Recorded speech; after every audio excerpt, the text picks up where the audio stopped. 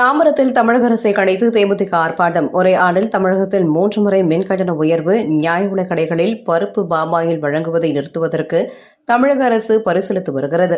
விவசாயிகளுக்கு காவிரி நீரை பெற்றுத்தராததை கண்டித்து செங்கல்பட்டு மாவட்ட தேசிய முற்போக்கு திராவிடக் கழகம் சார்பில் தாம்பரம் சண்முகம் சாலையில் மாவட்ட செயலாளர் அனகை முருகேசன் தலைமையில் கண்டன ஆர்ப்பாட்டம் நடைபெற்றது. ஆர்ப்பாட்டத்தில் தேமுதிக கேப்டன் மன்ற செயலாளர் செல்ல அன்புராஜ், தலைமை கழக பேச்சாளர் தம்பி முருகன், மாவட்ட துணை செயலாளர் செழியன், தாம்பரம் மாநகர மேற்கு பகுதி செயலாளர் மார்க்கெட் நானப்பால், தெற்கு பகுதி செயலாளர் கேட் எம் தர்மா, மத்திய பகுதி செயலாளர் ஆனந்தன், அனகாபுத்தூர் பகுதி செயலாளர் மகாதேவன் உட்பட ஏராளமானோர் கலந்து கொண்டு தமிழக அரசுக்கு எதிராக பதாகைகளை ஏந்தியபடி கண்டன கோஷம் எழுப்பினர். இதில் 300க்கும் மேற்பட்ட தேமுதிகவினர் கலந்து கொண்டனர்.